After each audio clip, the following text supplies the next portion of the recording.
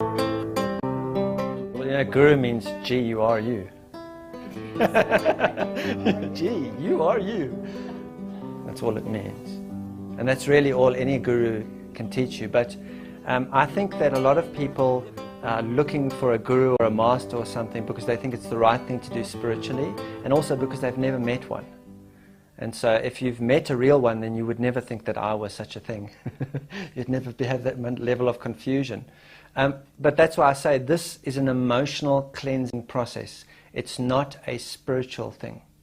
It's not a spiritual thing.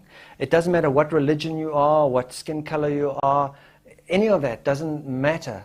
You can still do this. And I have in my book quoted religious scriptures, but I've only done that to take the religious robes off them and say, look, this actually, when this person taught this, they weren't being religious or spiritual. They were just trying to share basic human life skills. So these are basic human life skills.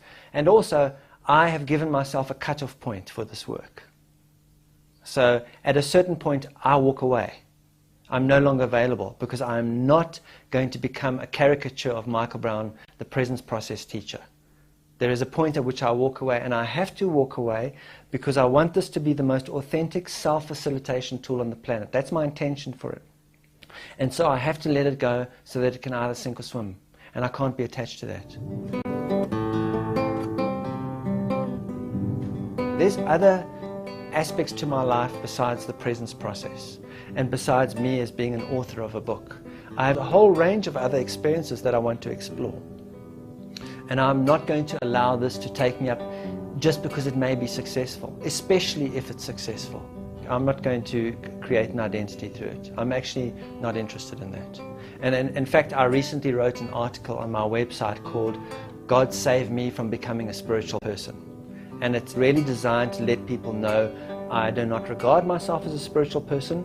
I'm not using this as a tool to elevate myself to being a spiritual person. I cannot fix you of anything that's going on with you. I don't want to fix you. I don't care whether you do this process or not.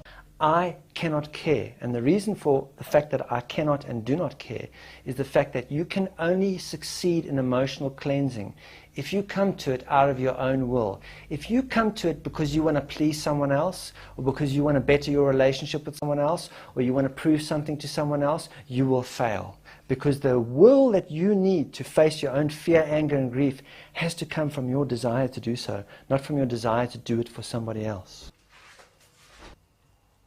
I have absolute faith that the people that are going to do this process will be drawn to it. They will find the book whether I stand up and talk about it or not. They will get to it. And the people that are not meant to do this work will never come close to it. What I'm doing when I go and teach is I'm invited to go and teach. I don't ask to go and teach. Wherever I go, it's because I'm invited. I'm standing in front of people who are choosing to do this work, and I will share my experience of it with them. And then I get out and leave. And that's why at some point I have to have a cutoff and say, I'm no longer available. Sink or swim. Because that's the only way that this will really become authentically self-facilitating. And if you believe in this world, you won't believe in me. If you believe in what you have been told, you won't believe what will set you free.